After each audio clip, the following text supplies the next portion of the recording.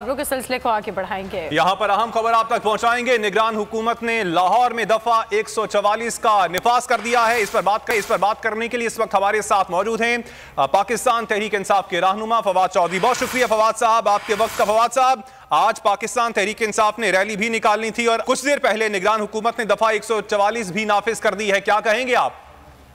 जी, हम इस इकदाम को मुस्तरद करते हैं। इलेक्शन का शेड्यूल अनाउंस हो चुका है। रैलीज के ऊपर, जलसों के ऊपर, जुलूसों के ऊपर पाबंदी आयद नहीं की जा सकती और निगरान हुकूमत में शामिल मसखरे जो हैं वो सिर्फ ये चाहते हैं कि जो जिले शाह का जो बेईमाना कत्ल इन लोगों ने किया है उसकी जो शहादत हुई है उसका जिक्र ना हो, कोई आदमी जो है वो उसकी बात ना करे और उस कत्ल को कंडेम ना किया जाए जिसमें वज़ीर आला मोहसिन नकवी और आईजी पंजाब और सीसीपीओ लाहौर जो है वो बराह रास्त मुलव्वस है। ये चाहते हैं कि कोई ये रैलीज ना हो, लोग इसको कंडेम ना कर सकें। हम इसको मुकम्मल मुस्तरद करते हैं। इलेक्शन कमीशन को हमने रजू किया है और हमने उन्हें कहा है कि जनाब, एक तरफ मरियम नवाज रियासती प्रोटोकॉल में हर जगह रैली करती फिरती हैं, वो सड़कें ब्लॉक करती हैं और हर तरह से उनको जो है वो सहूलतें दी जा रही हैं।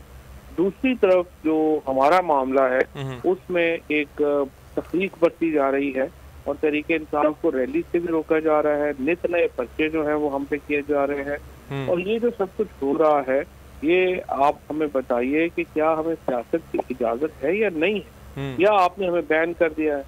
हमें उम्मीद है इलेक्शन कमीशन इस मामले का नोटिस लेगा और जो 144 दफा नाफिज करने का फैसला पंजाब हुकूमत ने किया है उसको वो मुस्तरद करेंगे और रैली अपने प्रोग्राम के मुताबिक हो। अच्छा फवाद साहब, अब यहाँ पर इस वक्त पाकिस्तान तहरीक इंसाफ का प्लान ऑफ एक्शन क्या होगा? क्या कल रैली निकाली जाएगी क्या, या फिर आप पहले अदालत से रुजू करेंगे? मैंने अभी आपको बताया कि हम इलेक्शन कमीशन से रुजू कर चुके हैं। इलेक्शन कमीशन इसके ऊपर फैसला करेगा, उसके मुताबिक। ऑलराइट, बहुत शुक्रिया फवाद चौधरी साहब, वक्त दिया बोल टेलीविजन को।